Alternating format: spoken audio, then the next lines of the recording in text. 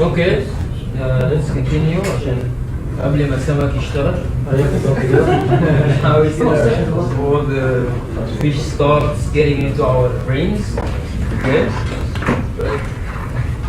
Okay, so in risk management or in planning for risk, these are the processes we have. The first one is we identify the risk that we've just seen.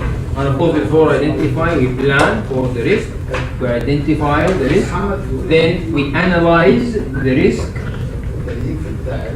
Okay. And in risk analysis, we have two types: qualitative or qualitative, depends on how you say it, and quantitative.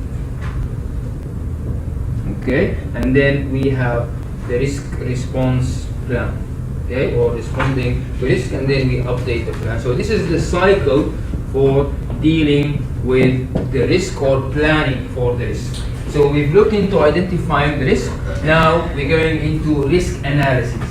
Now, when we talk about risk analysis, we talk simply about identifying two components of the risk, which is the probability and the impact. Okay, and we do this in the qualitative risk analysis. اللي هو التحليل نسميه التحليل النوعي.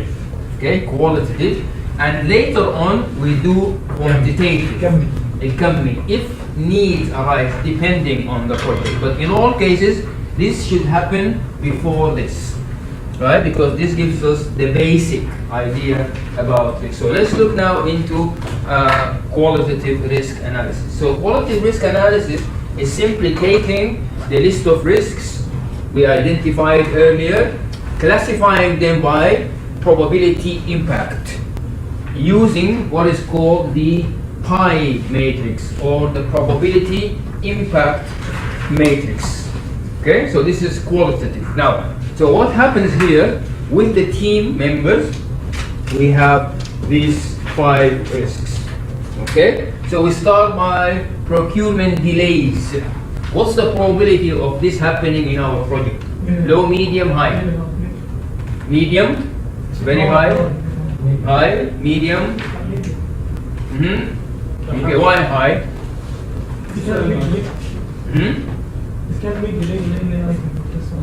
So the probability of this happening is very high or high? Why? I just want to know the logic behind saying high. Why?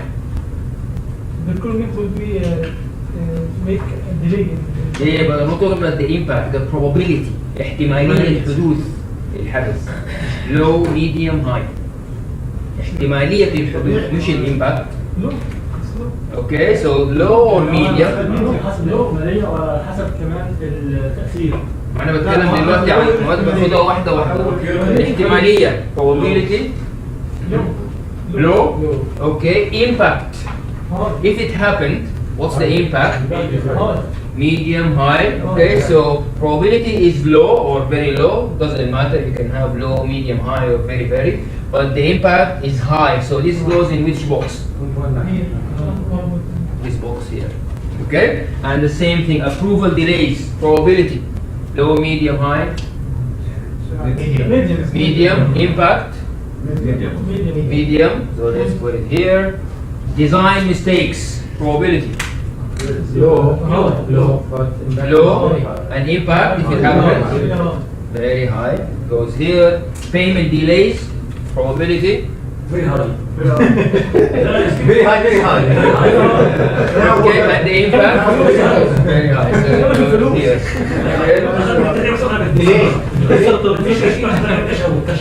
So it goes here.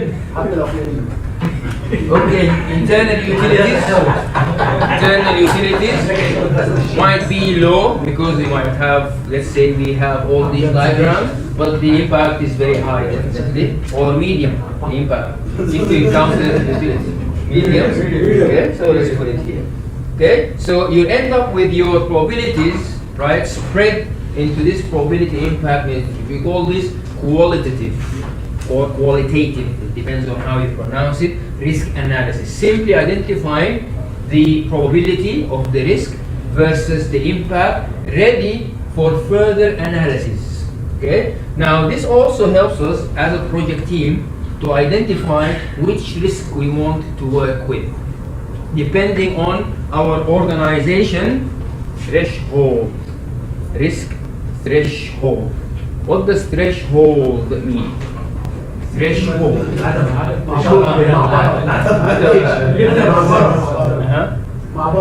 ايوه معبرة او سوري كلمة ألمانية كلمة ألمانية. زي كده في الشغل. انت حبيت ثقافتك ألمانية؟ ثقافتك ألمانية؟ تتكلم ألماني يعني؟ تتكلم ألماني؟ لا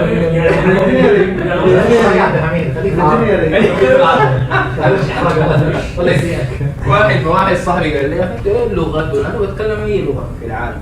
قلت يا اخي بتكلم ايطالي؟ ليه بتكلم ايطالي والماني وكله؟ قلت له طيب اديني كلمه بالالماني مثلا. قال لي الرومانيه.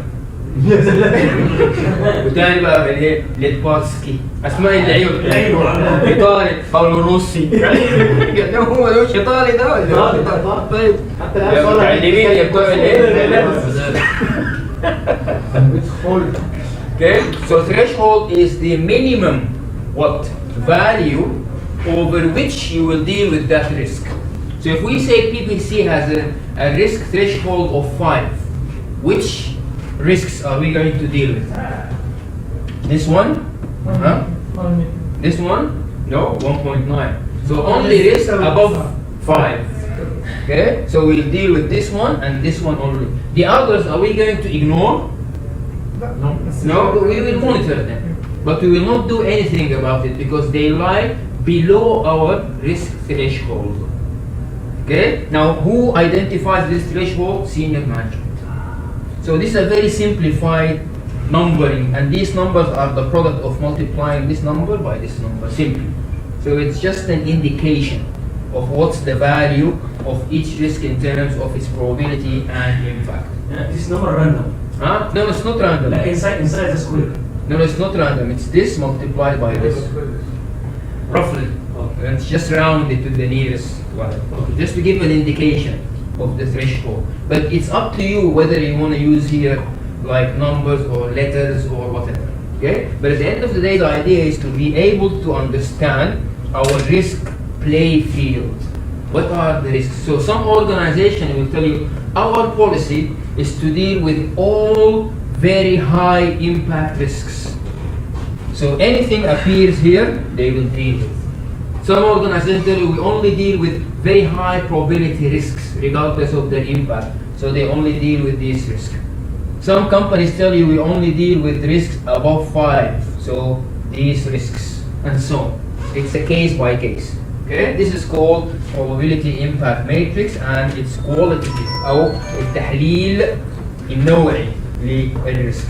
And it's usually the groundwork for quantitative تحليل الكمي. Okay. Now in here in the risk analysis here, okay, you work with the probability and impact matrix. You assess. You can also categorize risks here.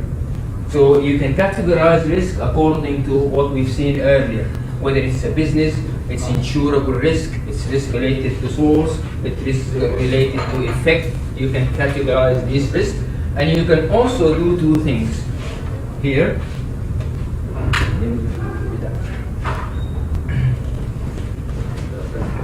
Okay, we have two more very important risk traits, which is risk priority and risk proximity. Okay, so let's say we have identified all these risks as risks we will deal with in our environment. Okay, besides the probability and impact, experienced project managers also have to identify these two very important components.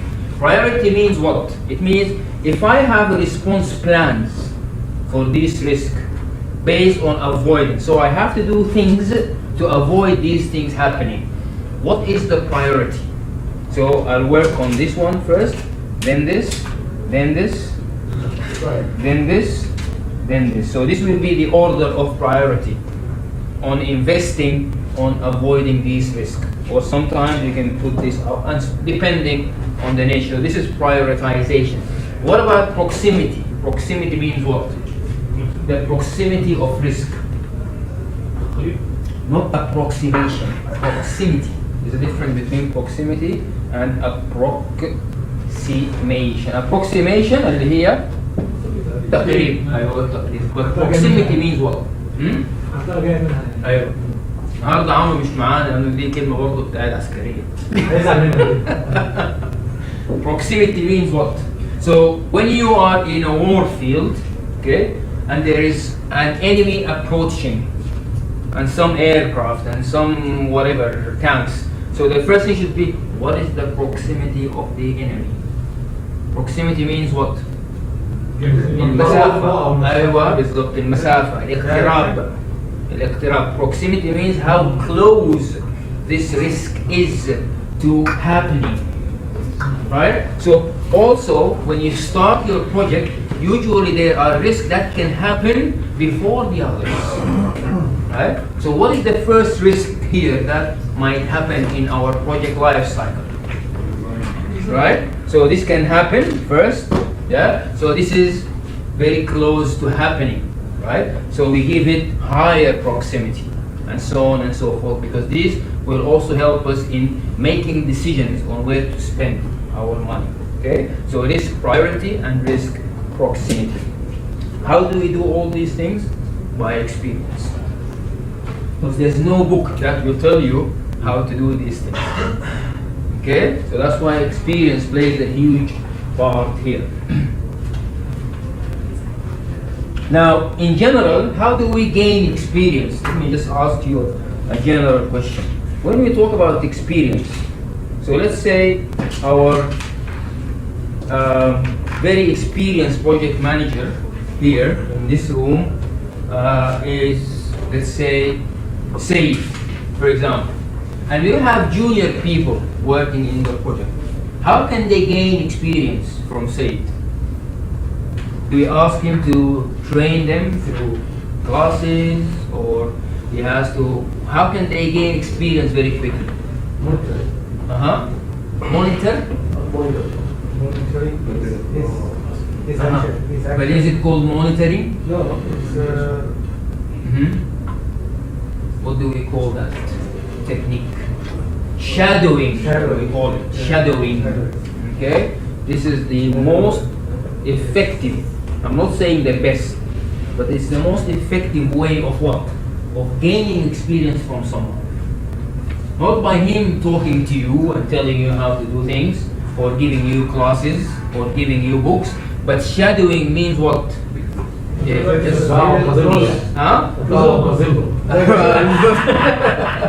But not to monitor him or her. Right? Because even in our culture في الإسلام مخالطة الإيش بيقول لك؟ مخالطة العلماء. كذا؟ Right? And when you want to learn something, إحنا في السودان for example, they send you to this place called الخلوة.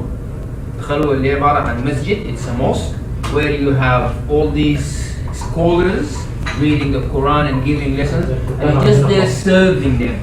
You're serving them.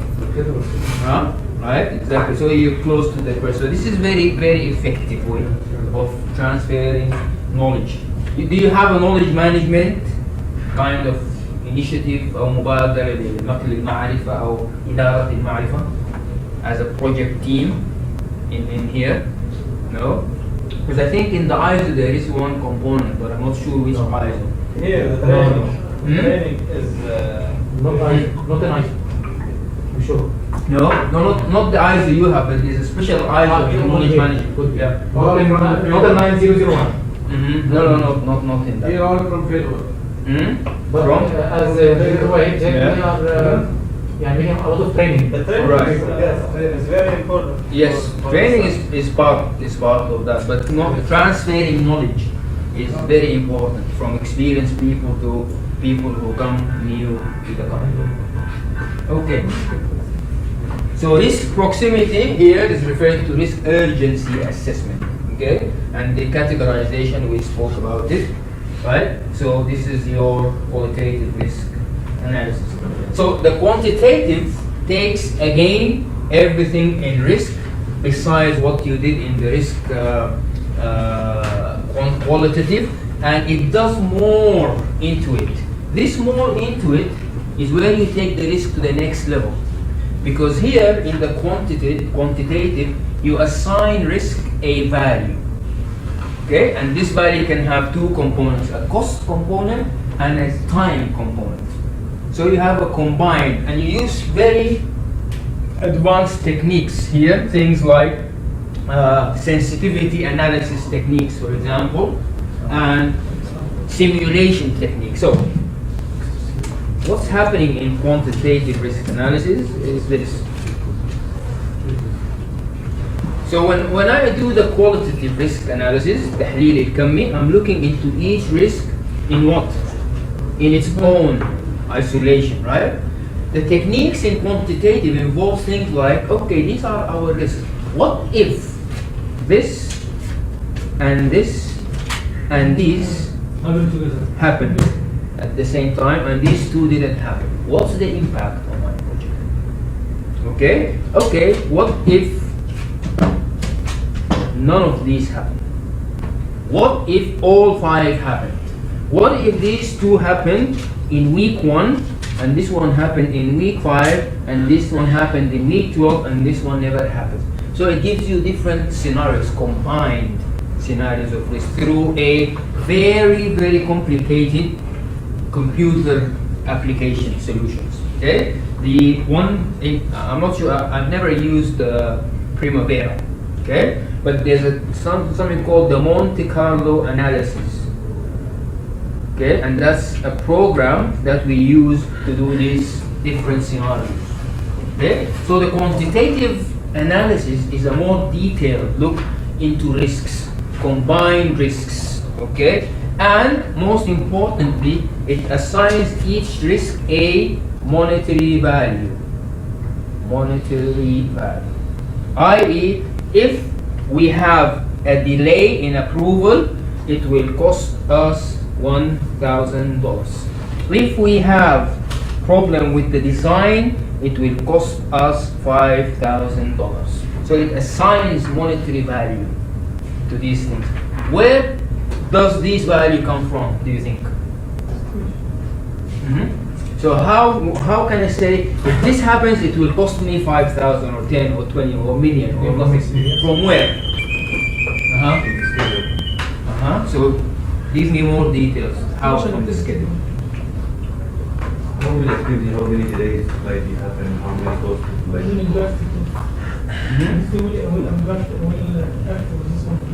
I think make impact in many activities. So give me an example from here. Give me a practical example to understand where does this figure come from. سين نختار أي حاجة مثلا طيب.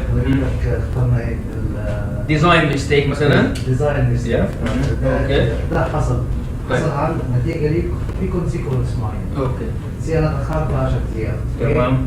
10 أيام. To correct the design مثلا. بالضبط correct الديزاين. 10 أيام دول أنا بعمل لهم بسوي estimation.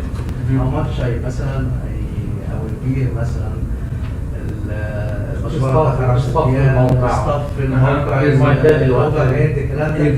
بجمع دوت بعمل له استيميشن بالظبط. بلس مثلا يمكن يكون في penalty من الكلاينت مش كده؟ So what's the penalty؟ صح؟ يمكن في I need to recruit a new designer. What's the cost of recruiting the new designer اللي أنا I will fire him or her, okay? Maybe there's an end of service bill, so I calculate all these values and I assign it to this risk. So this is the cost of that risk if it happens. Okay, and that's what happens in quantitative.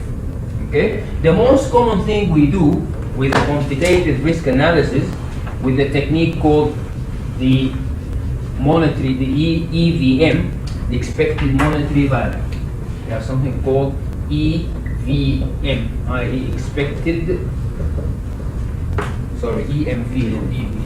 مونيتري معناها ايه بالظبط؟ فلوس money فلوس ايوه EMV expected monetary value. صندوق النقد الدولي اسمه ايه؟ IMF International Monetary Fund. ها؟ كلمة نقدي يعني نقدي الترجمة.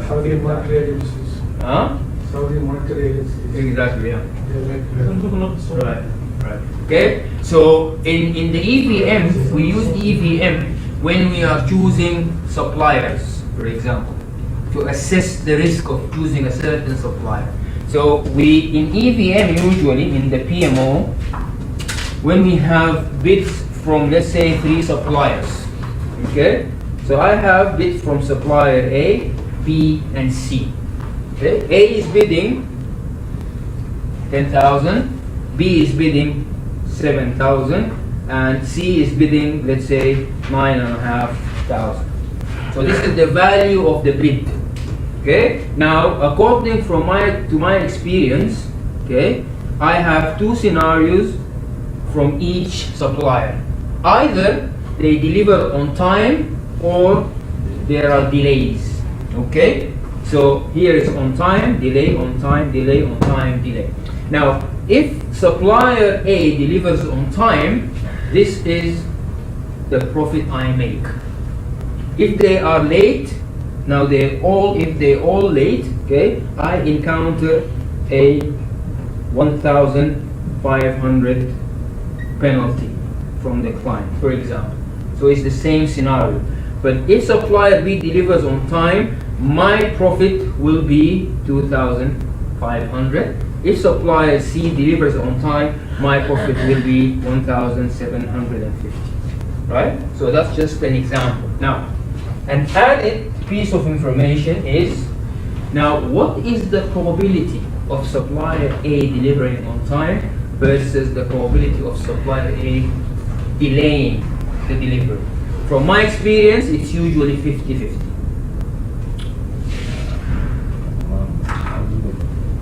Okay, so it's 50%, 50% probability. Supplier B is very good and very reliable, and the probability is 90% they deliver on time, and only 10% they will not deliver on time. Supplier C, I think they are terrible. There's only a 20% chance of them delivering on time, and 80% chance of them delivering late. Now, for each scenario, I have a monetary value. So how do I calculate the monetary value for each one?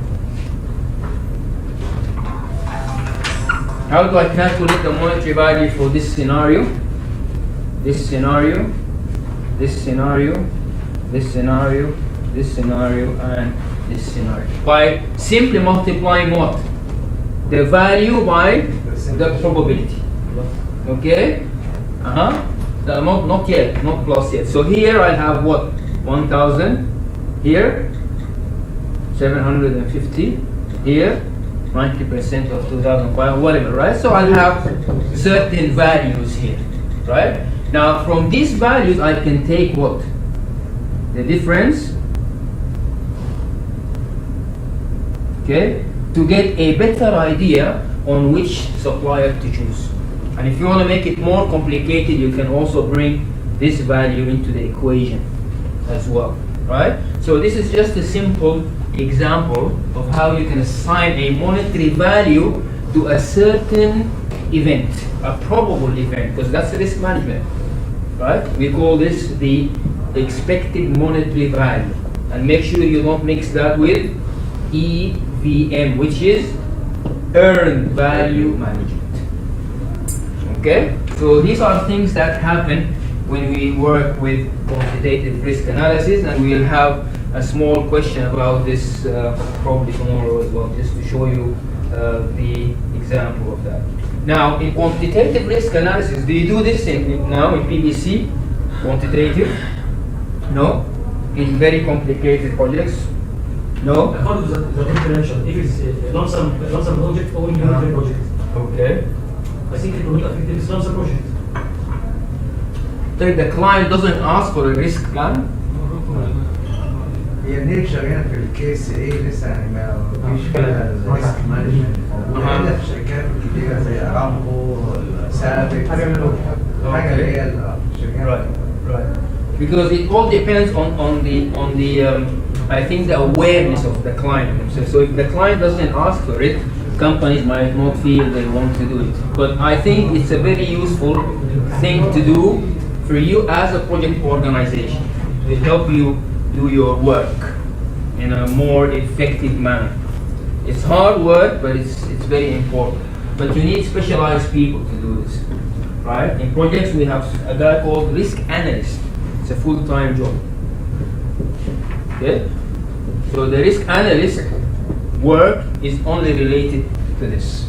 It only works just identifying the risk, putting the plan, analyzing it, monitoring it, full-time job in the project team. I think now this is done by the project manager. Yeah, in general, the risk is done by the project manager. Okay? Excuse me, sir. These numbers, indicated to what? Which numbers? A, B, C. The value of the bit. These are the value of the example I gave you. Yeah. So they this is the total value. Yeah. And these are what you make in terms of money with the percentages, and this is the penalty. You can see here the penalty is done like in a minus value. But this A and B and C. This is the value of the contract, the bid value. So A bidded me at 1000, B will do it in 125. Yeah. So these are the value of the bid.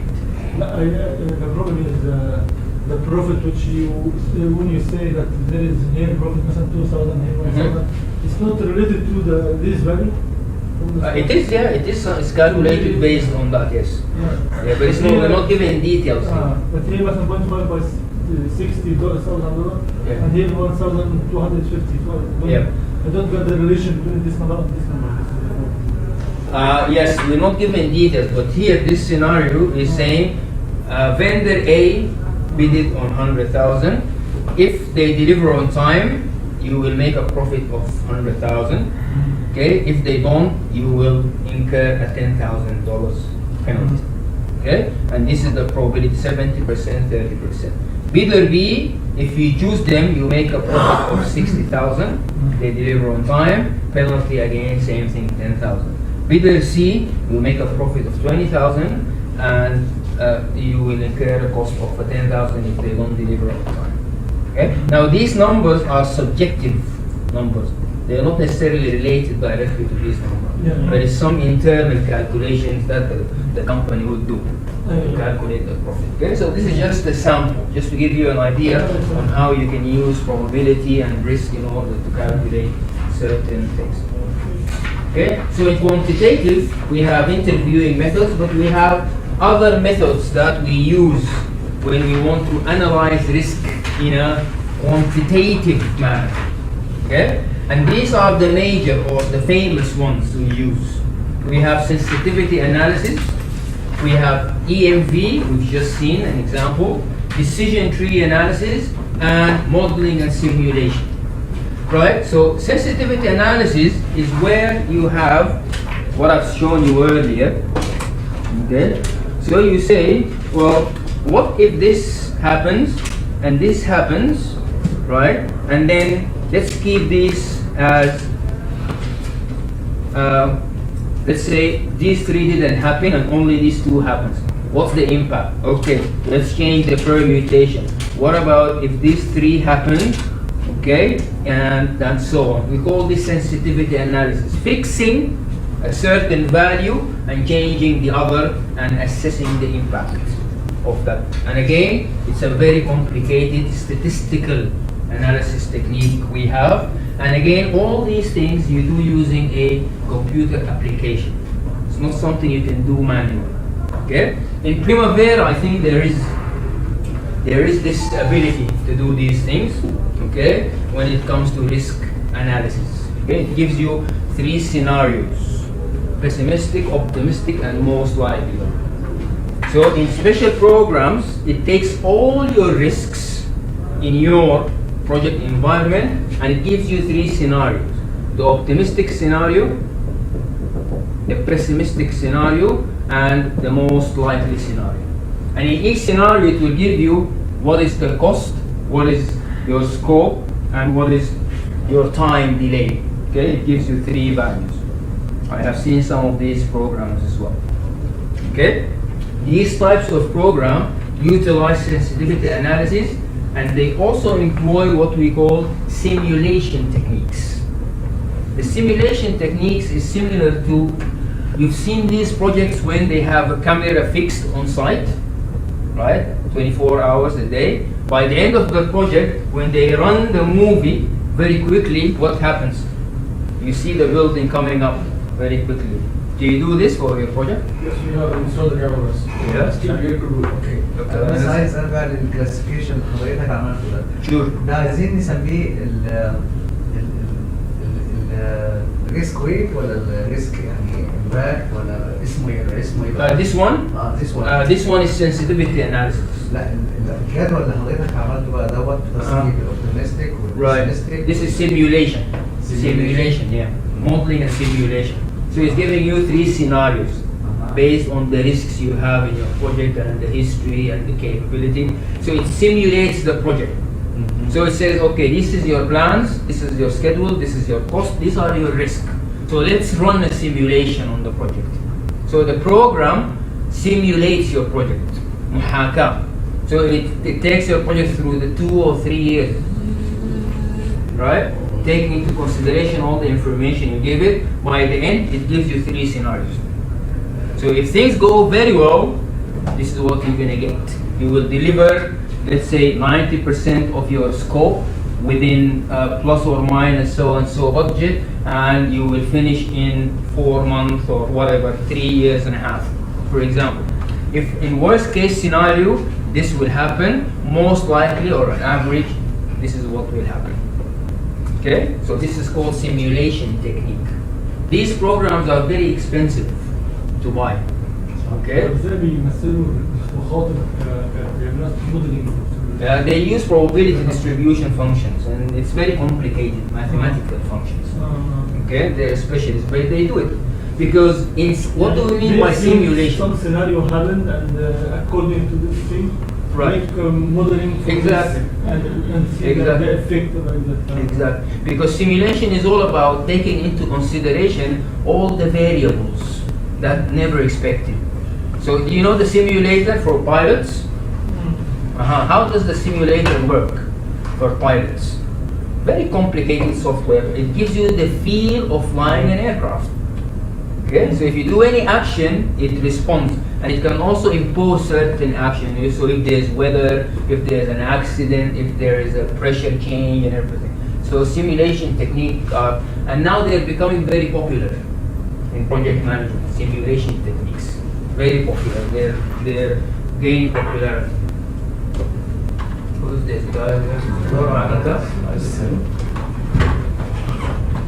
Okay, decision tree analysis is similar to EMV, the same concept. So sometimes we call this a decision tree. Okay, this is called decision tree and EMV, the same thing. So the actual shape or the technique is decision tree. The EMV when we use the values in it. Okay. Now in the exam, you get a question from this area, and in the exam they'll give you all these figures, and they ask you to calculate. Not calculate, they'll tell you which supplier should you go for. Okay? So you should calculate here, right? Take the difference and then decide which supplier to go for. So it's a pure calculation thing. Difference? Only difference? Sorry? Yes. 70 and 67 the first one. Right. So 70 minus 3 is 67. 30 minus 5 is 25. 4 minus 8 is minus 4. So you should go for the higher. Simple as that. Okay? They don't ask you to bring in these things. Don't worry about these things. You just work with these numbers. Okay? It's very straightforward. We'll look into some questions tomorrow. Some sample exam questions. Okay? So, once we've looked into the risk analysis, we've classified them, we understood the risk, now comes the part where we ask ourselves, what are we going to do about these risks? So now we have them, we know their probability, we know their impact, we know how would they affect the project. Now our role as project managers to know how to react to those risks. Okay? And here we have the risk response plan. مستر مازن بس قبل ما نروح اتفضل. الحساب خلينا في الاول بس حضرتك اتكلمنا عن البروبابيلتي اللي هي احتماليه او نسبه الاوكيرنس. ايوه. طيب بالنسبه للريسك. يا طب لو هو ريسك اها. في ريبيتيشن اوكي. السبب ازاي؟ يعني في ريبيتيشن بيتكرر او أوكي. احتمال ان هو يتكرر اكتر من مره. اها. الحساب يبقى ازاي يعني؟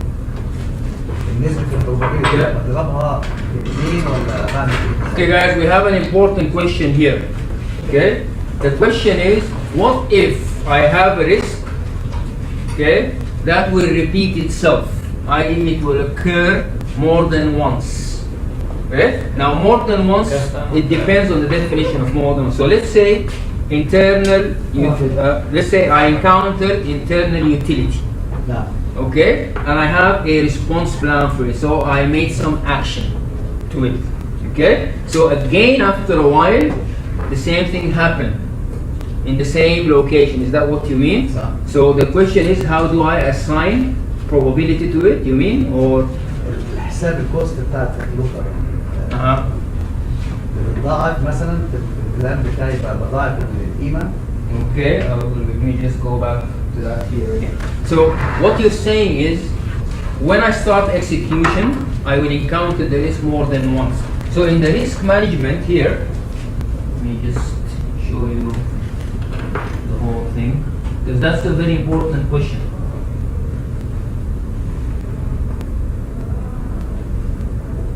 We can use it in priority. The first one, for example, the most likely to happen. Uh-huh. We put it in priority, the first one, or ممكن. Yeah, ممكن As بس a weight, as a weight. is that we're talking about what if it is a carrot account. Okay, so let's say I put this internal utility, I've identified it, and I have a response plan. When we start execution, we have something called control risk. Means what? I will look into the risk in my matrix, and if it happened, okay, and I have a response to it, most probably I remove it from the matrix. But if it's a recurring risk, okay, I will leave it there again and again and again. But the question is, what value do we give it in terms of cost? This is the question, right? So what is the value if it's going to happen more than once? And every time it will cost me, let's say, 50,000 riyals. What should be the value I assign to that risk? I think I should analyze the probability Uh-huh. for the repetition of this risk, whatever the times which will repeat. But you don't know how many times. No, but يعني in each stage Uh-huh. I should think about the effect Right. of repetition of this risk, in this stage. May مثلا say for in excavation, and then if after مثلا foundation. Okay. If say I have uplifting water uplifting, say لا I بس feel انت المفروض تبقى عامل البلان بتاعتك من قبلها. من الأول. من الأول على الريسك دي. هعمل analyzing. This one can cover it by insurance. Could be, if it's an insurable risk, maybe that's one of the options, right? You can say, because this risk is so tricky, and I'm not sure when is it going to happen, and how many times, so I'm going to transfer it to a third party. And that's why exactly Wahib is just experiencing this type of risk in cars, which is accidents. So accidents are given to a third party. Why? Because you don't know when or how many times, and it's a headache. So this is one of the way out, right? Insurable, we call it insurance. So third party, when you come to response plan, we do this. But there are other ways as well we can do this, right? So if we can't insure, right, a risk, and we have to live with it, I can give it this 50,000 once, because I can't say, okay, 50,000, but I don't know how many times, because in the plan I have to be specific, right? So I'll give it 50,000. But because I know this risk will repeat itself, or it might happen more than once, okay, I will put in what is called a management reserve. We have something called management reserve, okay? I will put here 100,000 riyal specifically for this risk, just in case it repeated itself. or it repeats itself. اضرب البروبابيلتي يعني Hey, ما يحصل مشكلة. بالضبط, just in case, right? So you can do that as one.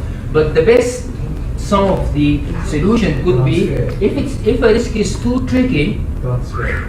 third party. Now this is not free. I will pay the third party what? What do I pay for the third party? Premium. صح? Yeah. It's like in insurance, you pay what, 5,000 a year or 2,000 a year, right? If no accident happens, do they refund you the money? It's their money. But there is probability. Uh-huh. There is probability. Oh yes, But if there is accident, exactly. No, Because of this probability, I pay this money. No, Uh-huh. here without insurance we cannot. You can't even get your car registered. Yes. Yes, exactly. Like also project, cannot start. In what insurance? Yes. In general, yeah, but that's something to do with policies. up to a limit, Yeah. if the project more than 5 million, Uh-huh. you need tell me. Exactly. Yeah. I think also there is maybe another technique to calculate this Uh-huh. by calculating the probability of analyzing the probability of repetition of this risk. Okay.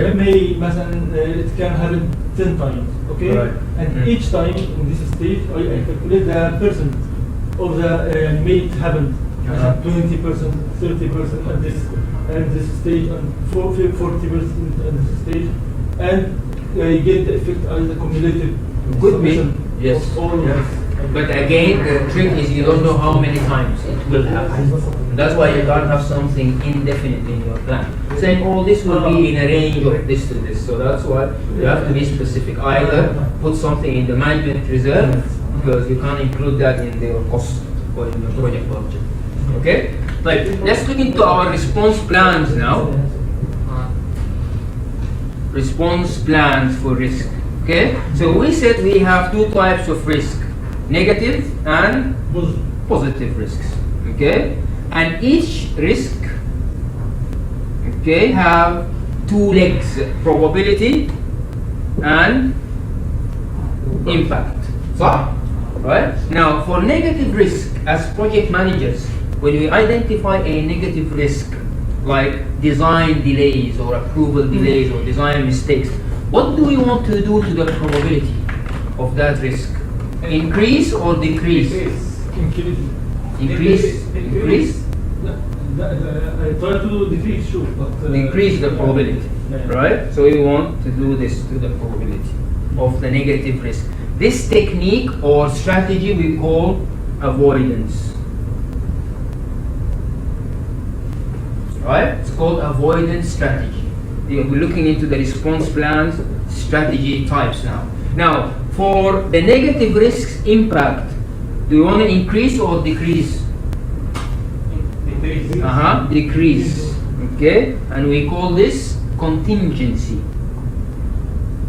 Contingency. Okay, so contingency means what? It means if this risk occurs, I want to decrease its impact. Now, sometimes the term contingency is also used for decreasing the probability. Okay, but that's our two techniques or strategies for dealing with negative risks. Right, sometimes if the risk is too tricky, what do? We transfer it to third party, and we call that transference. Risk transference, and an example of this is insurance. Okay, so let's now look into the positive. Is this clear? These three strategies? Can you the first one? Avoidance is when you try to kill the probability of that risk happening. Okay. It's called avoidance. Means what? avoidance ولا mitigation؟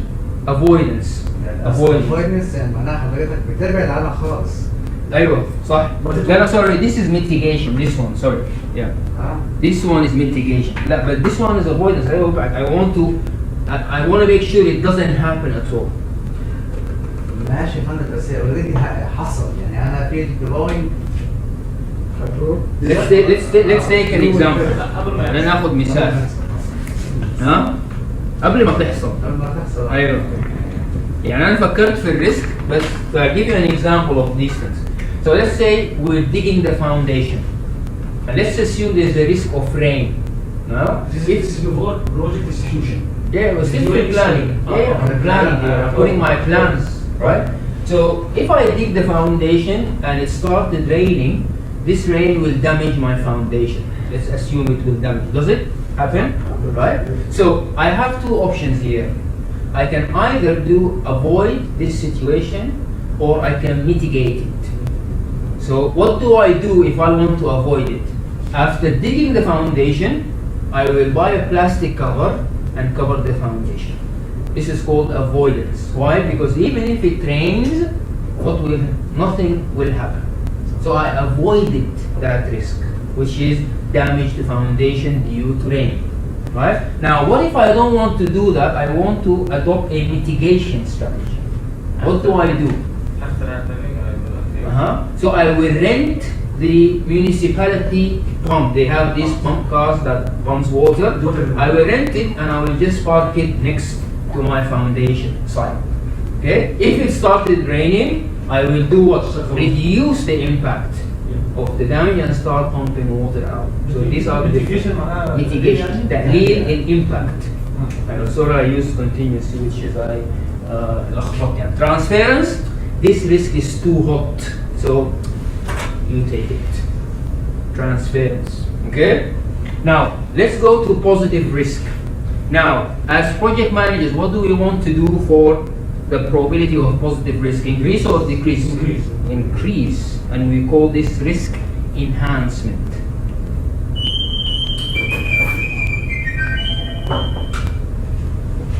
Okay? Risk enhancement means what? يعني عاوزين ايه؟ نشعل النار. We want it to have exactly. What about for impact?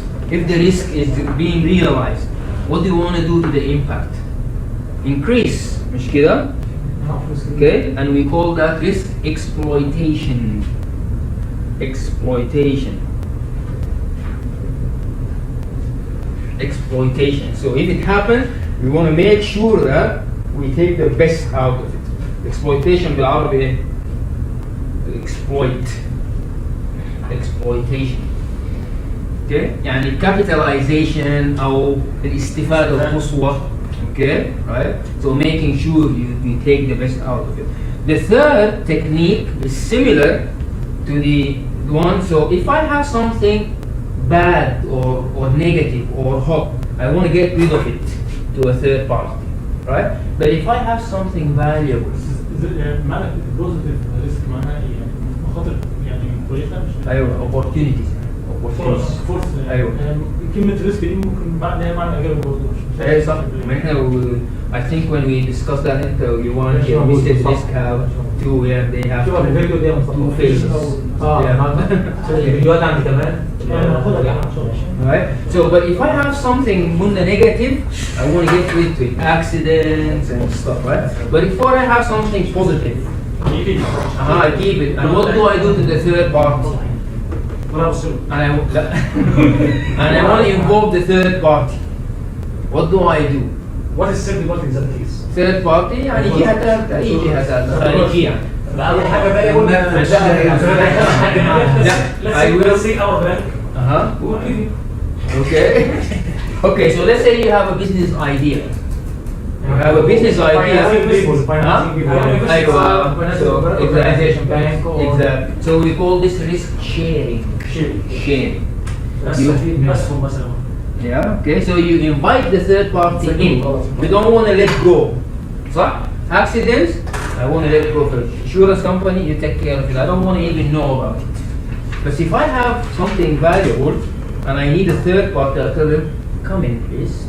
Come in, have a seat. I have this and I want you to share it with me. Okay? This idea will not from project manager. It will be from the head management. Yeah, it could be a policy. Yes. It could be a policy. Yeah. Okay, but let's look into some examples here because it's important to understand these things. Okay, so let's say Ta'ziz Tower on site, we have the positive risk or the opportunity that the Amir of Eastern region or province will visit us to see this site for the tallest tower. And along with him will come all the media attention and the financial institutions and foreign investors, right? So it's an opportunity, right? How do we enhance that opportunity? I.e., make sure that it happens or increase the probability of it happening. What can we do? Send an invitation or a brochure or some news about our project. Exactly. Our website, inside our website, we can. Right, but we directly want the Amir to visit us. Right? So maybe an official invitation, something in a very gold-plated stuff to go to his office. Right? Okay? Now, so let's say that we didn't do any of these things, but we just say, just in case, what if the Amir walks into the site? Okay? And we're not ready for that visit. What will happen? We will miss the opportunity, right? But if we have some homework done and we are ready to exploit the opportunity, what can we do? What will we have ready? Red carpet, maybe, yeah. A nice majlis, coffee boys ready, right? Something to give out, maybe a small video, so we're ready. I always look. So Amir is here. Okay, we're ready, right? Suddenly, but if we're not ready, we miss the opportunity, and that's what we mean by exploiting the opportunity. And that's what we miss in most of our projects. We miss opportunities. Like يا سلام لو كنا عملنا كده كان دلوقتي استفدنا من كده مش كده؟ So that's exactly what we mean by exploitation. And then finally, we have 1, 2, 3, 4, 5, 6 strategies. We have a 7th strategy that applies for both negative and positive risk. What do we call that strategy? We call it acceptance strategy. Anyway. Okay, but there's a very thin line between acceptance and passiveness. Passiveness يعني السلبية. There's a very thin line. Passiveness السلبية. يعني accepting something doesn't mean you are passive about it. أنت سلبي يعني مش تقول يا أخي أنا والله العظيم I can do nothing about it. السلبية. But acceptance means what? The risks which you can truly do nothing about, to either increase or decrease impact, or there's nothing you can do about it. Like what?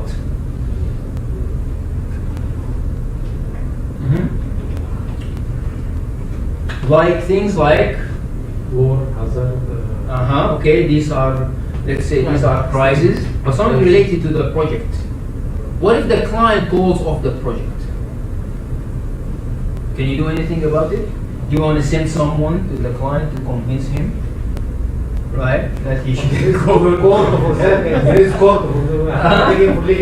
Yeah. Well, still, but there's nothing you can do about it, right? What if another bigger company acquired BBC, or BBC decided to dissolve itself, right? Or so there are certain risks where we just have to accept these risks. And this is the 7th strategy we have here. So reviewing the 3 strategies for negative risks: risk avoidance, changing the project plan to prevent potentially risks; risk transference, when you shift the impact to a third party; risk mitigation, attempting to reduce the probability or impact. So mitigation can be used for both, to reduce the impact of potential risk event to an acceptable level.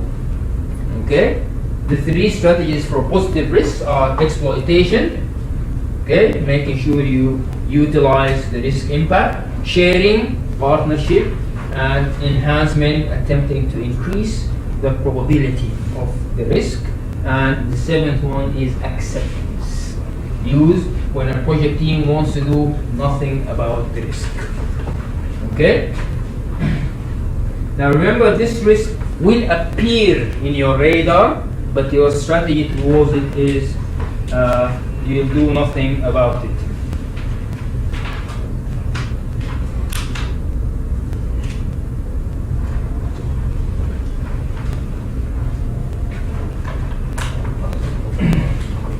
Okay, so we've concluded the risk. Like a labor strike. Labor strike. Yeah, could be. Can you do something about it? You do something about the labor strike? Yes. Not here and but here. ما في. لا طيب. Labor strikes. Oh, they got the Sheikh Zayed road one time, I remember. Yeah, they had a big. One dirham. Yes, yes. They had close Sheikh Zayed road. There was, yes. In Dubai, yes. Okay, so two more processes and then. When people come, one crazy man, he checks the paper, oh, your paper expired. Stop work. Right. But labor strike. Huh? Is there anything you can do about it? You're supposed to do something. Yes, yes. And they're complaining from the salary or Exactly. negotiation or you Exactly. can. Worst case scenario, you can go and recruit other people, for example, right, and so on and so forth. Okay, so it's quite a complicated. Okay, so now we move into procurement, and procurement is in project management.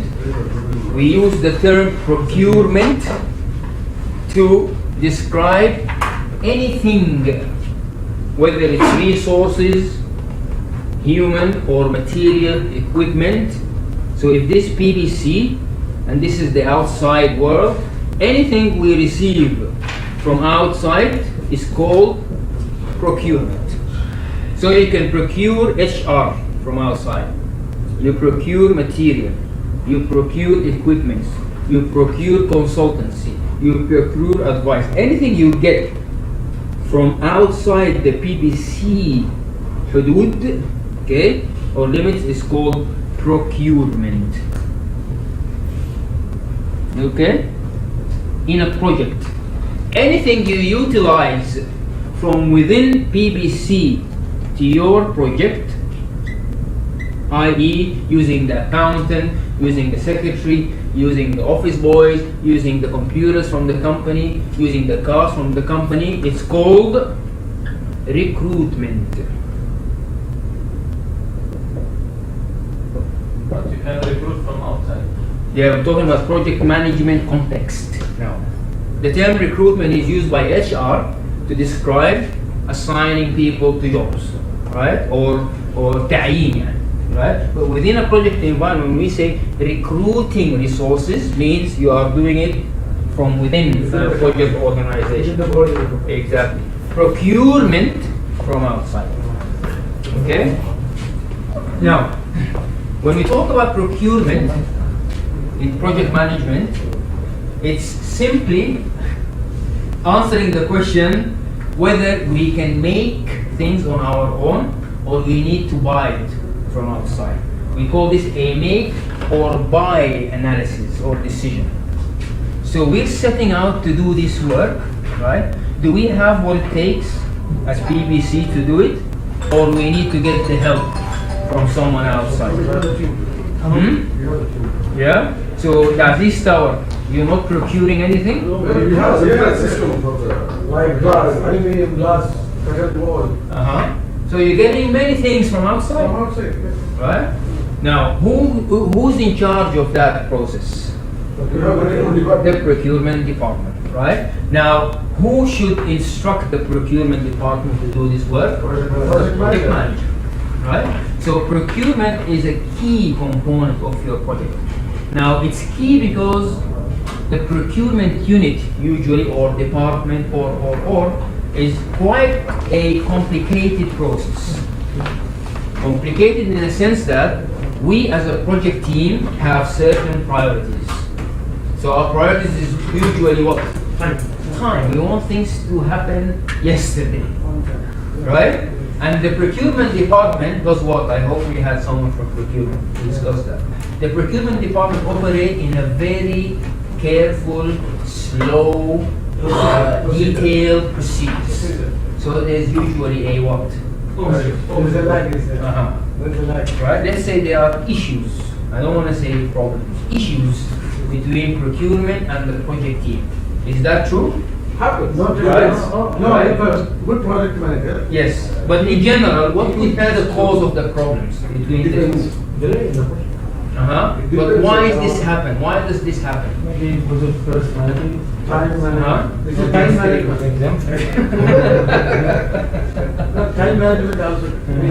Because this is what happens. The project manager is in charge of a project. He started decides what he needs. He contacts certain suppliers because he worked with them before. He agrees with them on what he needs. Okay. He also looks into certain companies he would like to have advice from, and he makes an initial agreement with them, and then he picks up the phone to recruitment and tell them, can you please, or so and so will contact you, please sign a contract with them, or carry out the procedure with them. Okay? So procurement say, yes sir, no problem, I answer, right? So they start negotiating with these companies, and they realize there are legal issues that the project manager wasn't aware of. But they were aware because it's their contract administration stuff. So there are legal issues and financial issues, right? Contractual issues. The project manager only looks from which side? Technical. So he said, Mansin's company is the best in providing aluminium, whatever, right? So he calls me, Mansin, I want your aluminium, which is the best in market. And I said, yes, okay, no problem, fine. Right? And then he contacted you to contact me to sign a contract. So you procure it. Right? When you contacted me, he said, okay, I want to sign a contract with you. So where's your company located? And I said, I'm in Sudan. And he said, well, sorry, we can't do it because there's an embargo. Right? So we cannot do it. Right? So this case always happens. In order to avoid this situation, what should the project manager do? To avoid this situation I've just mentioned. What should have he done? From day one, he should involve who? Yeah, not necessarily don't be, but in general. For the procurement, right. list of the procurement what to be done, and there are certain items which is short term and long term. Right. We have combination of the short and long, and then we have a combination for long lead items. Yes. So the long lead items, obviously, the project manager will coordinate with the procurement department. Okay. Exactly. So in my experience, the moment I'm assigned as a project manager here, right? And once I start my planning, I have a procurement representative in my team. Why? Because not just in the contracting, there are other things as well. So when I'm identifying the resources here, for example, estimate activity resources, I say, okay, we need this to finish. The procurement guy will say, not possible. Why? Because these resources are blah, blah, blah, blah, blah, blah. Right? When I'm doing my scheduling here, and I say, oh, it will only take me 1 day to paint this room, procurement guy, no way. Why? Because it will take 6 months to order this type of paint. So you can't do this in February, you have to do it, right? So the procurement input is very important. In order to avoid what? Any surprises. You have to include these guys very early, okay? So procurement means you decide whether you can make or buy the thing. Make means what? I can do it internally. Buy means what? I need to get help from outside. It's called a make or buy decision.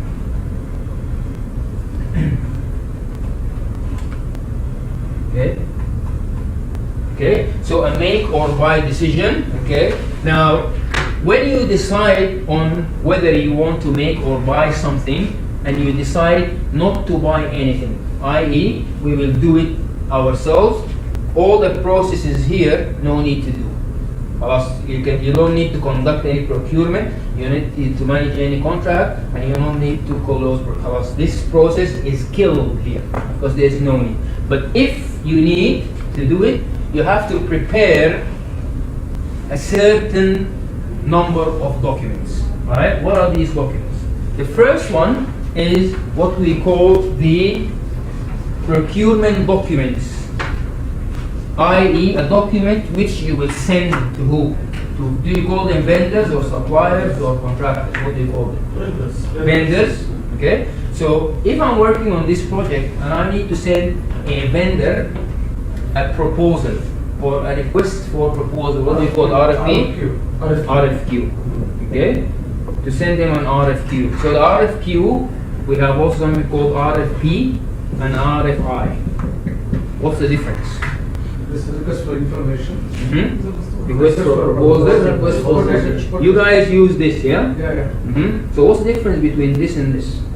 This request for proposal for change from this consultant or client, for example. I want to change material or make alternative to some finishes or whatever. Yeah. Okay. So I will send a request for the proposal and make comparison between this material and this material. Okay, so you mean during the project? Yes. Or before? Okay, no. But sometimes we send this at the same stage when we send an RFQ. We can send an RFP or some company. So yeah. So what's the difference? RFP usually make it in VE. Using VE. It's In what? VE. What's VE? It's value engineering. Let's make it RFP. In value engineering. But I don't understand what exactly is the relationship between value engineering and RFP. This mean proposal. I already have this item. Okay. Proposal already I have as item, but I make value for this item, but with request. I will make inspection request for this proposal. During the project execution. Okay. But I can't still understand. What do you mean? RFP is already you have item. Like any activity. Okay. This activity I will make another proposal for this solution. He already got this meaning this To improve on it, yani you mean? To improve on it? Okay, fine. Right, but in this context, what do you mean by RFP and RFQ? So if I want to, let's say, set up a network for PVC, a local area network, شبكة داخلية, okay? And I know I need this network, but I don't know how to do it, right? And I don't know how much. So I compose a RFP. So the RFP asks for two items from the consultant: scope of work in terms of how to do the work plus cost. This is it.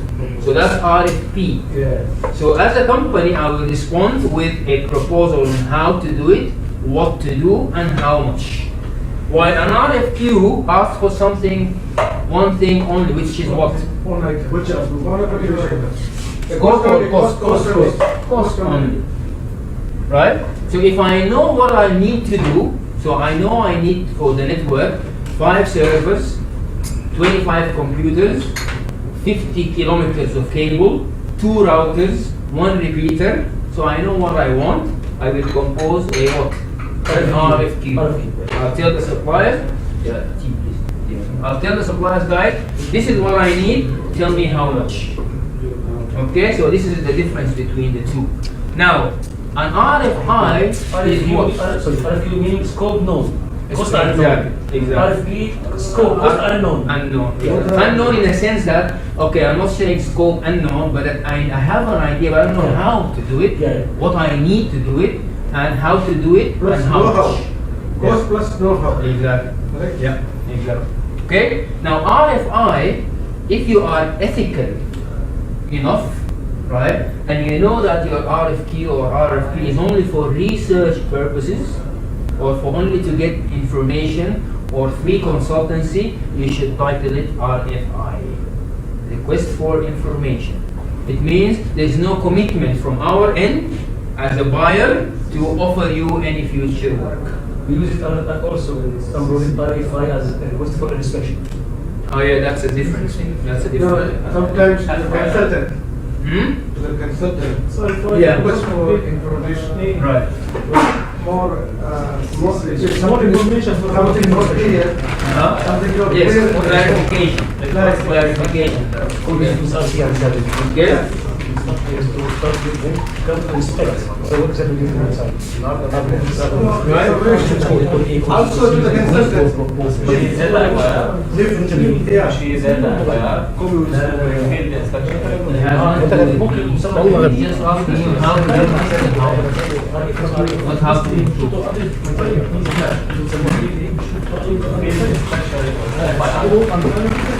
So you have to Yeah, take we the will come up with everything. What meaning is this is important damage. Now you will see it. No. Here we stay in planning. We haven't started any activity. Yeah. At this stage, we don't have a project. We're still in the planning. We're in the planning. We haven't started anything.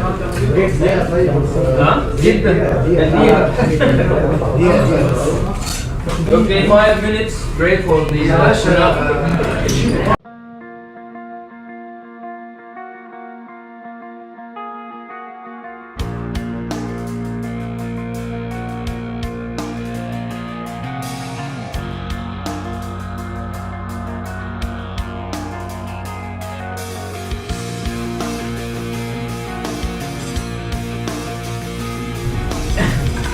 Okay, right. Continue with the procurement. ده ليه؟ ولا شاي؟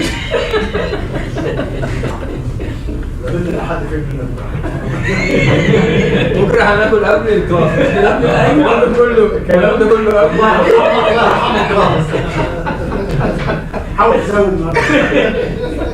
حاول تخلص Okay, so in procurement, if we decide to procure, so the first thing we said we have to compose our procurement documents. So in our case, it's an RFQ. Along with that, also, we need to prepare our selection criteria. The selection criteria, معايير الاختيار. اختيار who? Selecting who? The vendor. Okay? So these criteria, or معايير الاختيار, has to be specified beforehand.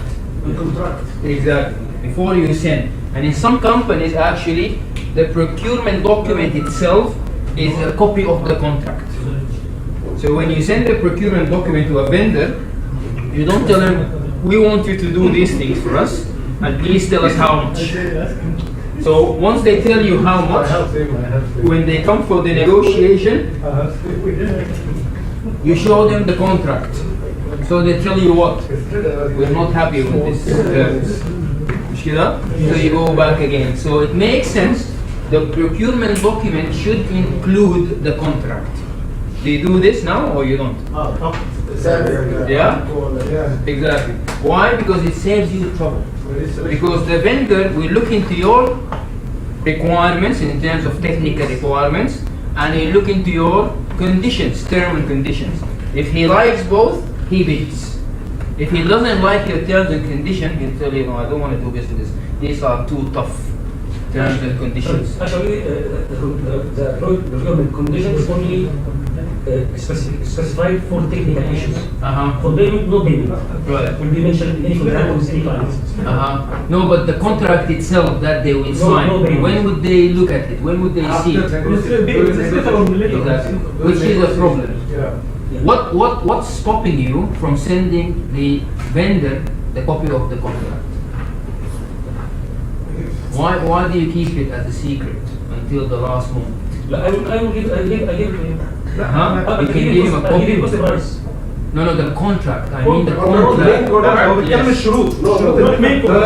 His main contract is the deal between The contract is going to What is the benefit? between you and the contract. Subcontract. What is the benefit? What is the benefit? If I send him all the contracts, contract mention many items, many activities. Yes. What is the benefit for him if I send him all? I send him only this scope. This scope. No.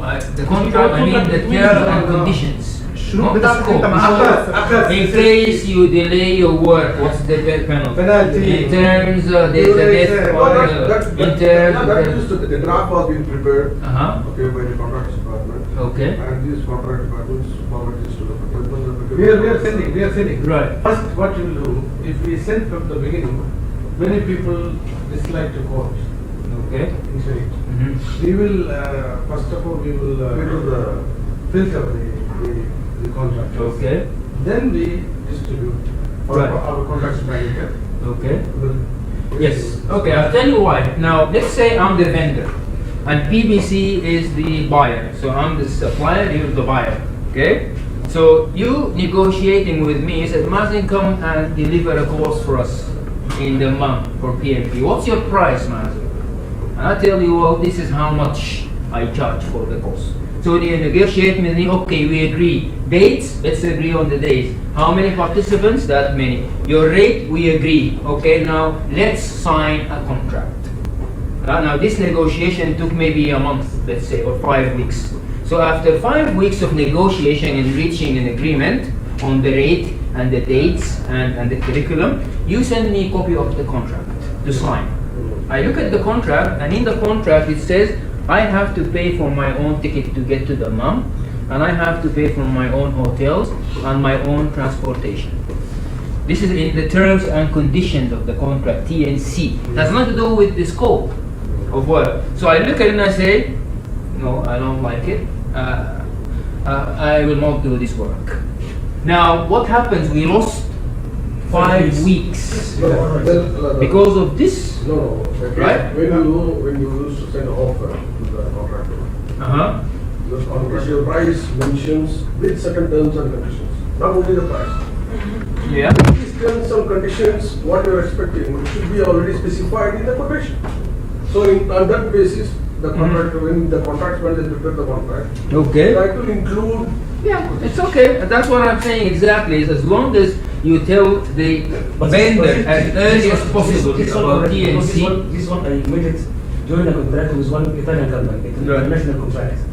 They refused it to reserve a flight and hotel. Yes. After 2 months negotiation with them, Exactly. they refused it. So we searched to another option. Right. We will handle the ticket reservation, and he will handle hotel reservation. Right. Exactly. Yeah. So what I'm saying is, it makes sense to send the final contract Yes. to the supplier as early as possible, right? During negotiation. I cannot see what could be secretive about the contract that you don't want them to see it, right? You won't put there, of course, the payment in terms of amounts, but at least they show all the terms and conditions in the contract. Penalties, legal issues, warranties. There are so many things not related to scope that the contractor or the supplier might want to know in order to decide whether to go into relationship with you or not. Right? So if there's a high level of transparency, the procurement document itself should be the contract. Okay? But again, it could be up to the companies to decide that or not. Right? So looking into the criteria, the selection criteria. What are the criteria you use now to select vendors? Do you have a standard criteria? Right? Right? So it's usually what? Cost, Meeting specifications. past experience, meeting specifications, previous similar projects, Time of delivery. so many things. Location. Right? Exactly. So we have this criteria that we apply. So if we have vendor A, B, and C applying, how do we work out these criteria? We give them, Capacity table. right? So we give them 9 out of 10, 8, 7, 1, 2, 3. And then these criteria, they have weights, or they all have the same weight? Different weights. So if this one has 40%, it means it has higher weight. The total weight should come to what? To 100. Yeah, so you spread 100 to give certain enhancement on certain criteria, and then you multiply the weight by the number, and then you get the total for each contractor. Now you choose the highest or the lowest? The price. No. In here, the highest. Yeah. In the terms of margin. Yes, in terms of multiplier. But do you always go with the highest? No. Right, because there are other factors that come into play. Right? What? Okay. Now the funny thing, you know what? From my experience in this procurement negotiation and stuff, in all the companies I work for, right? All the companies in Sudan, in the Middle East, in UK and Canada it's different. But in هذا الموضوع إياه مش كده؟ هيستمر كده لحد هذا حلو ليه؟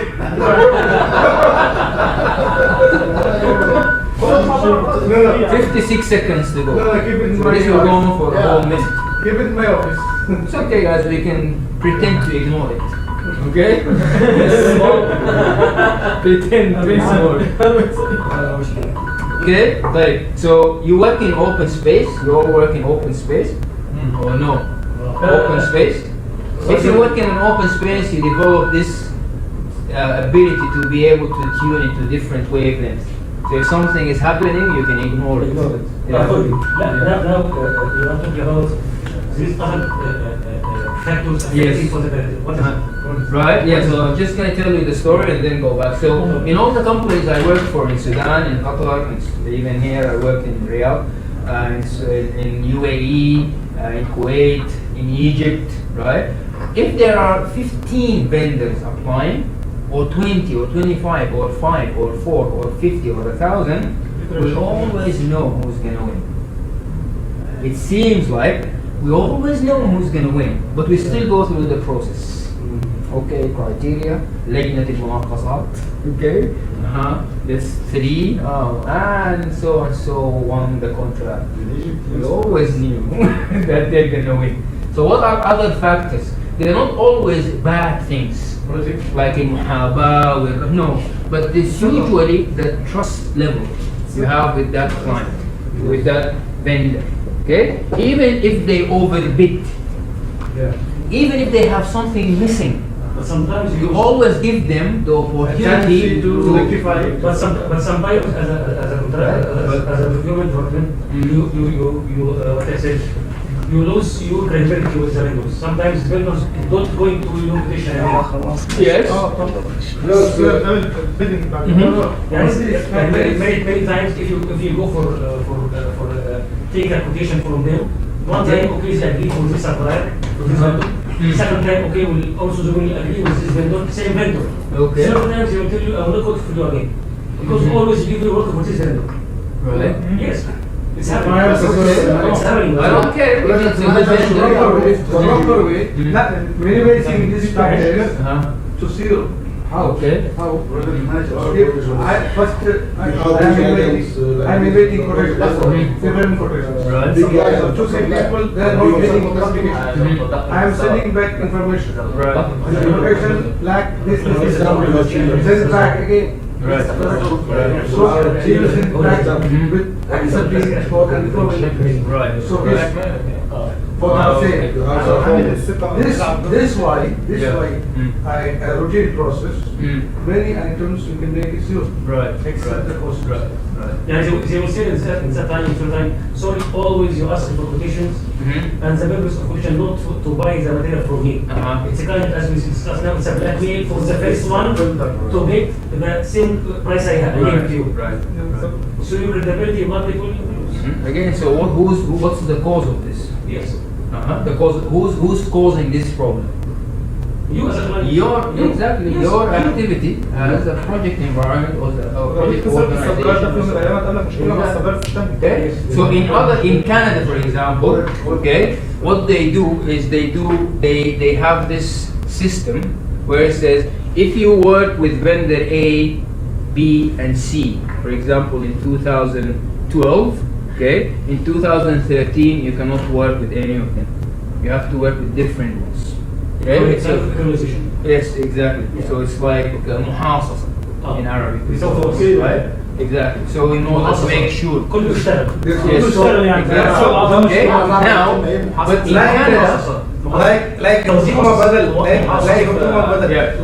yeah, but in Canada you can do this in Canada. Why? Because vendor A, B, C, all the way to Z are all approved vendors. They reach a level of quality where they all deserve to get work. Okay? So as long as you have that, but in our region, it's probably usually it's only B, M, and X who have the ability to do this type of work. So that's why. Okay? But it's up to you on how you manage this relationship. It's very important to make sure that you win all parties. Okay? That's why we said thing about being ethical. if you send someone an RFQ, knowing that you will use this RFQ for something else, you shouldn't call it an RFQ, just call it an RFI. Give them, right, be transparent to them that all I want is information. Then they can say, to hell with you. So you can do. Yes, exactly. Or if they do provide the information, then you can use it in whatever way. Okay? Right.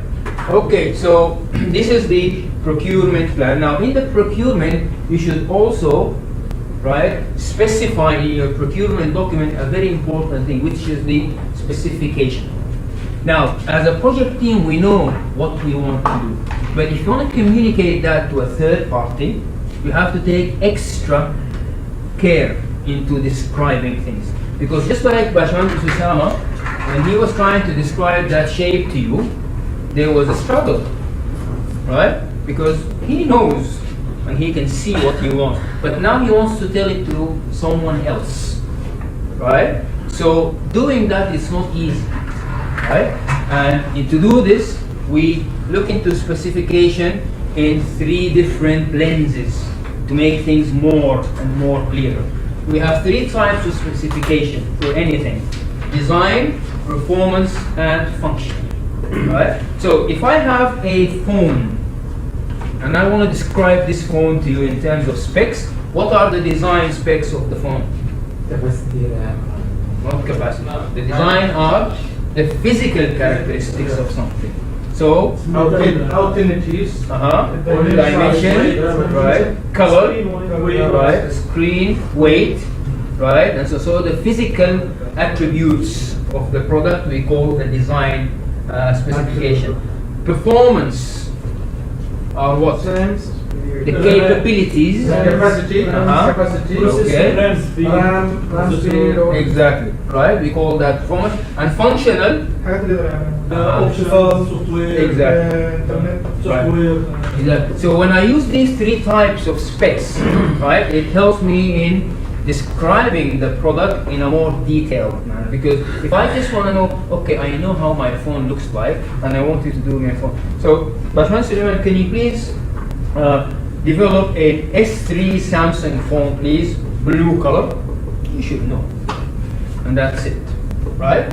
He might go on and do something completely different, right? Because his understanding, right, is the same thing as when Bashwan Sam was telling you triangles around the circle, right? So somebody drew this, and they did this, this, this, and this. But other people drew a triangle here, and a triangle here, and a triangle here, and a triangle here. Different, yeah, the orientation, but it's the same piece of information. A circle with triangles around it. Somebody else might have done this. 1, 2, 3, 4, 5, 6, 7, 8. Because he never said how many triangles. Okay? So the same piece of information could be interpreted in so many different ways. That's why we use this as one of the things to help us to lock down the specs or the specification of something. Another point in the make or buy decision is the contract type.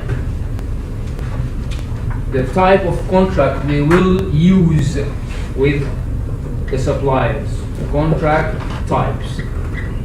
Now, what is the best type of contracts from a buyer point of view? From a buyer? From a buyer point of view. Lump sum. Okay, so let's just put that. We have a buyer and a seller. Okay, so if you're contracting someone, you're a buyer. If somebody is selling something, so from your PVC, if you're a buyer, i.e., you're contracting someone, the best type of contract is lump sum, or we call it firm fixed price contract. Okay, from a supplier point of view, what is the best contract type? Unit trade contract. Huh? Unit trade contract. Unit trade? Remajor? I don't know, what does that mean? What's unit trade and what's remajor? يونت ريت يعني انا بحاسبك، يعني انت لو عندي 5 كشافات عملت انت 6 تحاسب على واحده زياده. عملت 4 بتخصم منك الواحده اقل. Okay, right, but But compared to fixed price, what is the other type of contract Cost we have? control, Cost reimbursable, we call it. Yeah, cost reimbursable means what? It means if I do something for you, I bring you an invoice for what you and you pay me plus whatever. Yes. Okay. So this is the best from a seller point of view, صح? Because it will protect you against what? Price increase, for example. Right? So cost reimbursable. Why is this good for us? Because we agreed 50,000 riyals. There you go. Build me my house. If the price of cement next week goes up, it's your headache. Right? I don't have. Right? Okay. So when negotiating, there is a conflict of interest. The seller is pushing for this, the buyer is pushing for this. Right? So which type of contract do you use right now? Lump sum. Both or a combination? Cost plus, no, very rare we are working here. Okay. Is a lump sum or unit rate. Okay. But this other type of contract also I need to discuss. This EC contract. Cost plus. This we can call it in FAP contract. What's an EPC? Engineering, procurement, Right. construction. Right. And you do it from zero. Yeah, but how are you billing? How is the supplier billing? As a How lump do you sum, bill? as a lump sum. Lump sum. There is a value for the engineering. Yes. There is a value for engineering. Yes. But it's a lump sum. You agree on Lump sum. a Yes, yes. on a All price? amount will be the lump sum. All fixed amount. Yes. But there will be a breakdown for the each and every item. Right. Okay. So as a result of this, they have other types of contract to come in between, like a rainbow of contracts, to make what to decrease or reduce this friction between I want that and they want that. Right. So we have this type of contracts coming between. So the fixed price, we have the firm fixed price, and we have fixed price with incentive fees to ease things a little bit on the contractor. So we tell him, listen, we're gonna sign this contract with you, 50,000 Saudi riyal or $50,000 firm fixed price, okay, lump sum. However, if you deliver early, we'll add 10% of that value of the contract to ease things on them a little bit, and at the same time do what? Encourage them to perform. We call that fixed price with incentive fees. But this incentive fees is based on performance. Okay? Will be conditions. Some Yes. factors, yeah. Right. Second mobilization will be added 50,000 riyal. If delayed, but like that. exactly. This is one of the examples. Cost plus. No, this is firm fixed plus incentive fees. But in that time, It has nothing to do with the this cost. one you speak about time. Yes, Yes, right? yes. Performance in terms of delivery date. Yes. Yeah. Okay? هو يشيل المشروع. كيف؟ يعني انا بقول للمالك ان انا بقنعه ان انا عايز العقد ده ان انا اتحاسب بطريقه رايقه. ايوه. انا كمقاول. لا هو اللي بيقنعك، لانه هو اوريدي في صالحه، هو الفير فيكس برايس. هو اللي بس هو عشان كده بدي. بتاع بالعكس. Yeah. Okay, so that's one type of contract. Now, let's look into the other end of things. Okay, the cost reimbursable. Okay, so the cost reimbursable on the other side, to convince the supplier, the buyer to buy into it, we have things called cost plus fixed fees. We have cost plus incentive fees and cost plus award fees.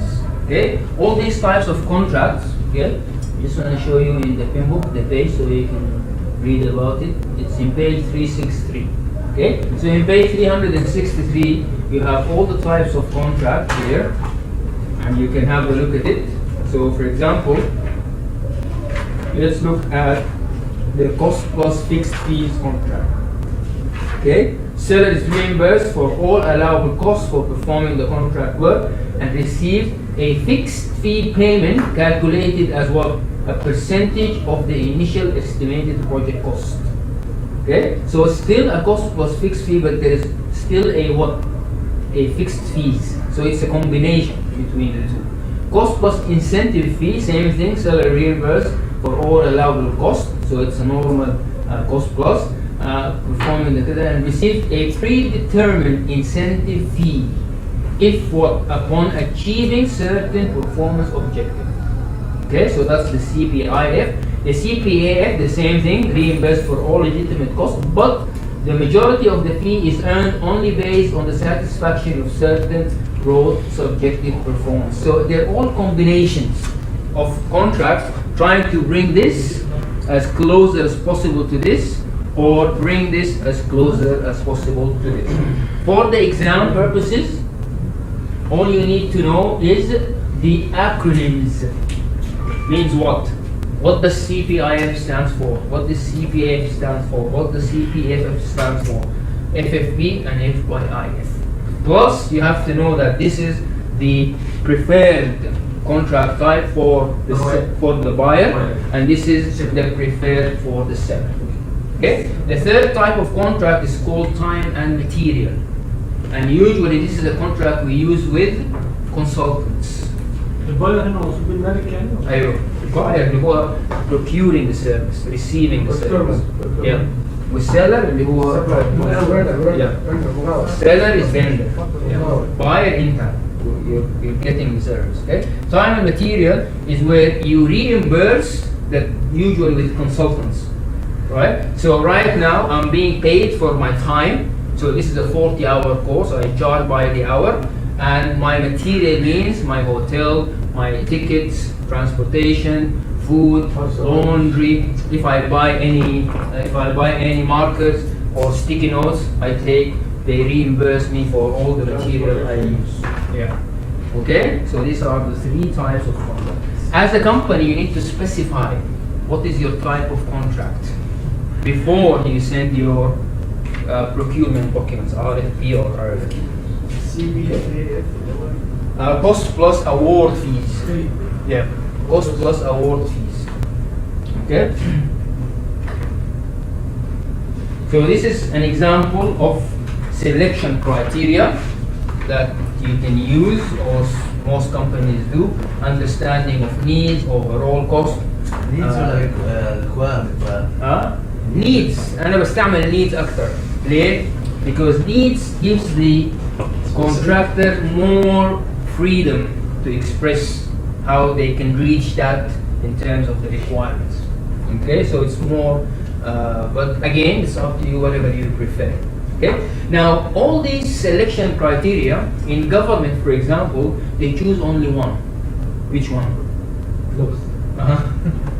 The cost. No, but he mentioned in some new contract one items, the authority has the right to refuse your proposal even though it's lost. Yes, it's not a law or regulation, yes, but from experience, they always go for the lowest cost. Yes, but they can also split if they need. Yes, yeah. But they go for the lowest cost, then they call you. So let's say your quality is less than somebody else. They tell you, listen, we like your proposal. The price is fine. Okay, but can you please just improve on the quality a little bit, because it's terrible right now.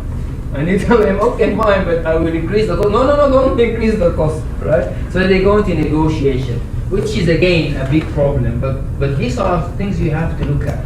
Now, things like financial capability, okay, could be very relative, nisbi, okay, because it's very difficult to assess.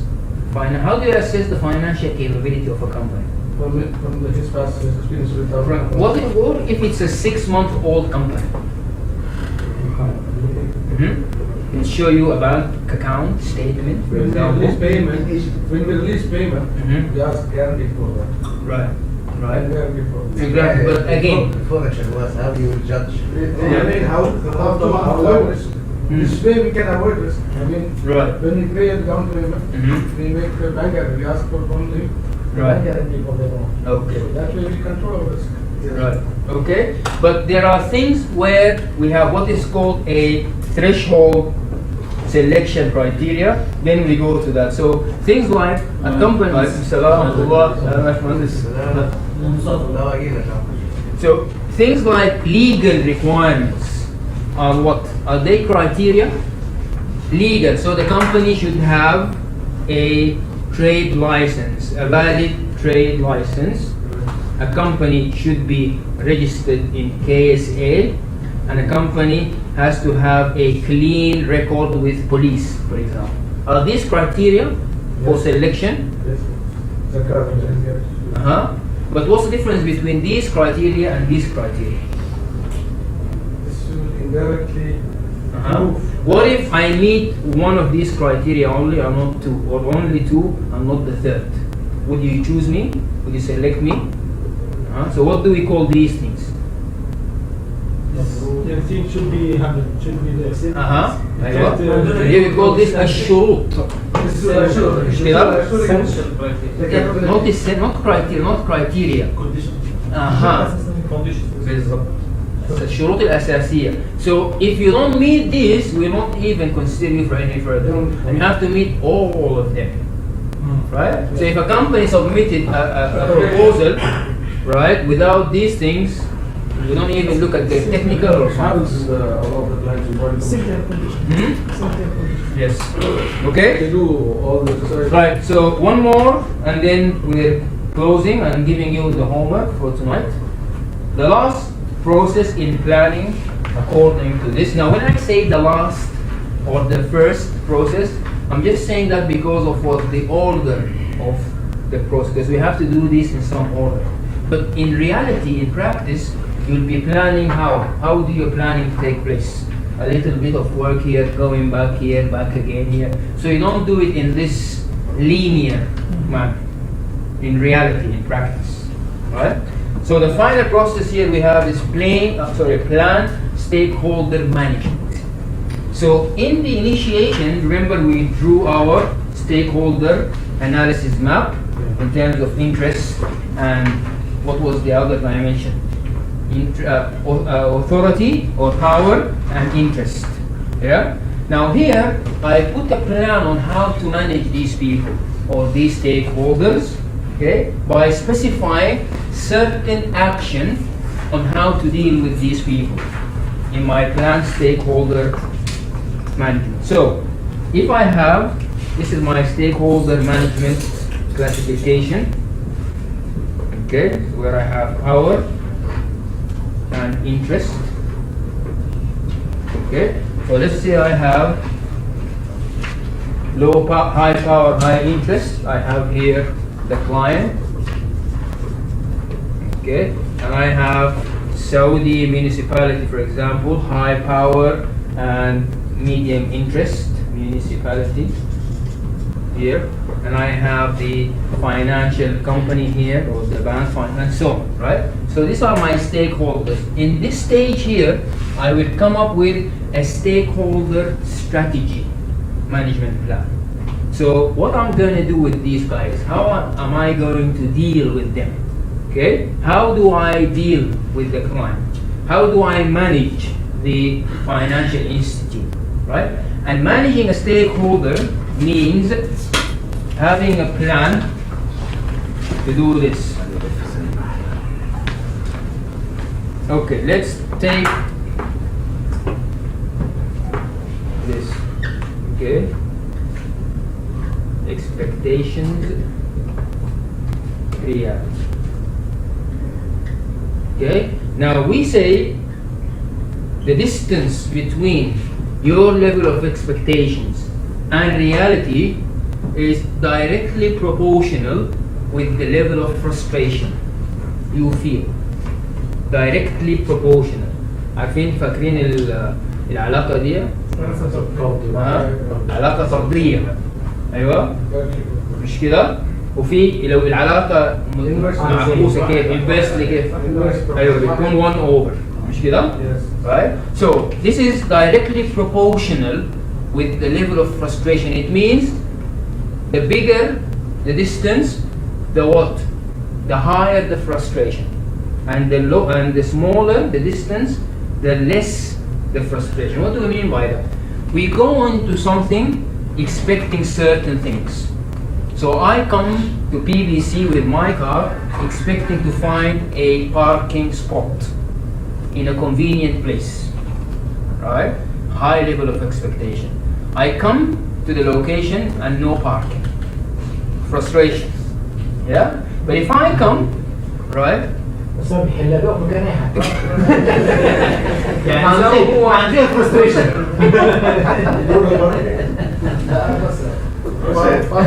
Very well explained.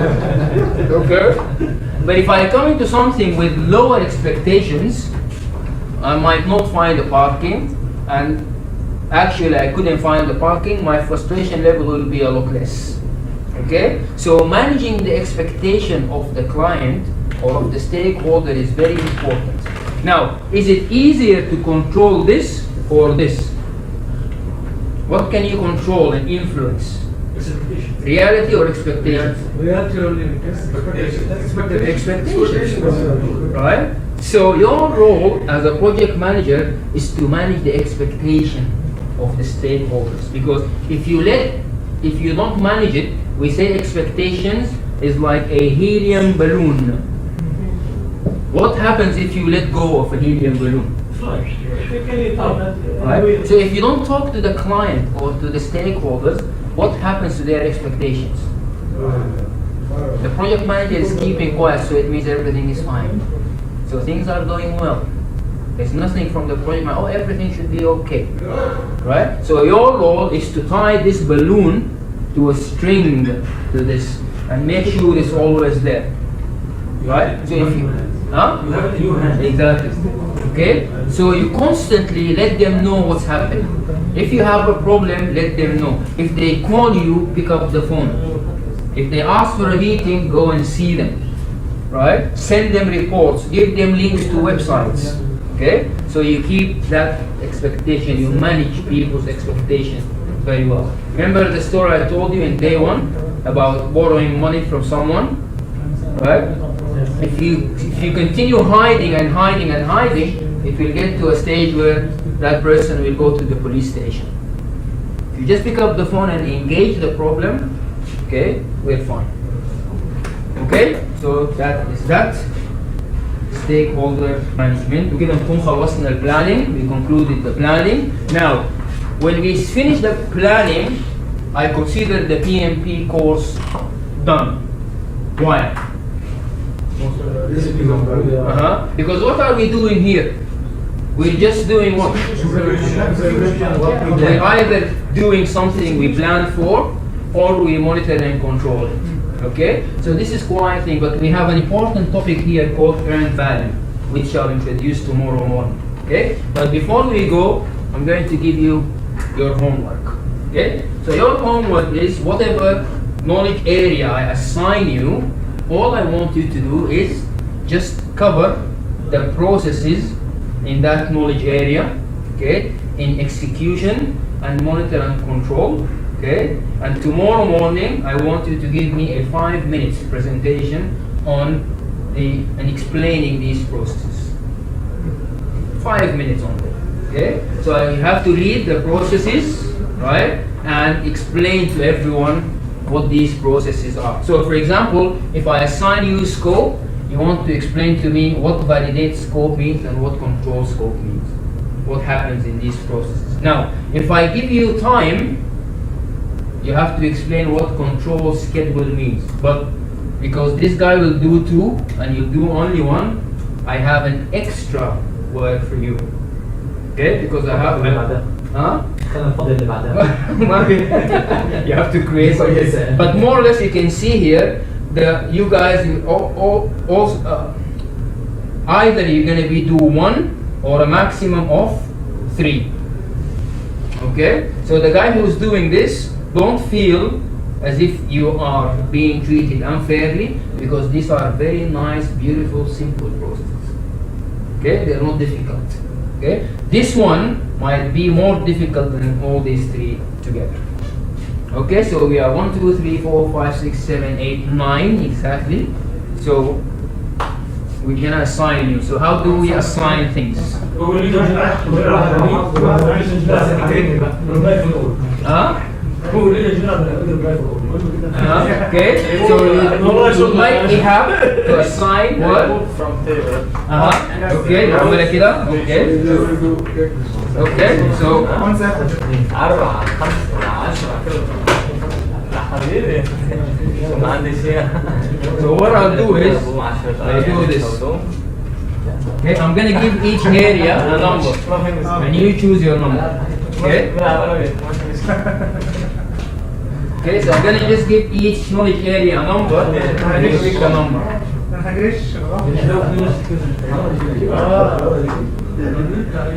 تختار رقم بقى وانت Okay? Right? So مين هيختار أول واحد؟ بس انا اللي عم دورات معلش مش عايز اقول تحت ضغط بس قلت الموضوع ده. Okay? So choose a number. واحد. Scope. اثنين. ثلاثة. اثنين. اوكي ثلاثة. اثنين stakeholders. لا اثنين. Okay. ثلاثة. Communication. What's your number? You said what number? 3. خد اربعه بقى خلاص يا عم. تاخد 4. 4. HR. او صح ما يحبش 7. يا والله العظيم باشمهندس يهاب 5. حبيبي ده هات يا عم اوكي 6. quality. 7 8 9. 5 9 جون. 9 بص ذاكرها تيجي تقول لي بكره I was saying 7 and 8. 7 and 8. 7. Okay, sign. شهادة إسلام integration. معاك أنت؟ طب مين ما يسحب كمان كام خشب. طب كام في بروسس ناقص اصلا؟ لو في السكوب مثلا ايه المطلوب ساعات عشان فاهم نقص ايه؟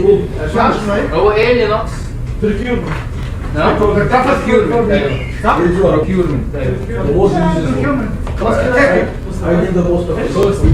Yes.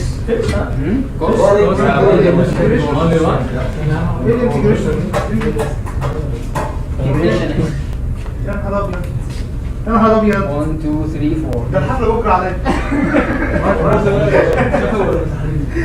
الشيخ انت هتقعد تشرب انك كده هتبهدل الناس دي كده منصحنا كمان 9 you have control schedule. دي كده منصحنا كمان منصحنا كمان احمد ايوه communication. بالنسبه للسكوب you have managed communication and control.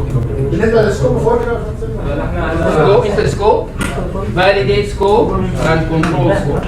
These two processes. Stakeholder, manage stakeholder, control stakeholder. دورك المفضل Okay, then, guys, to do this work, you have to do what? You have to revise these things. So you have to go back to planning and understand what's happening in planning in order to understand what you need to control. Right, so you have to also revise what we did in planning. In that Take it from here or from the envelope? from the PIM book. Yeah, from the PIM book, yes. So the soft copy of your PIM book, you need to read the chapter in the PIM book. The PIM book, yes. Okay.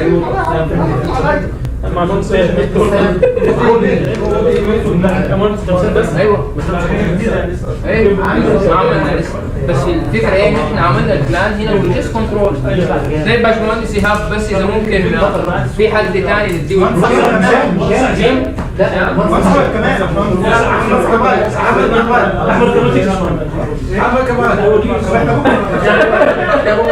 بكره هنبدا 9 مش كده؟ هاي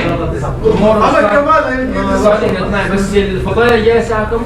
8 اوكي انا بقول انت نبرز الاول قبل الدرجه طلعت العبور هنا يا باشمهندس.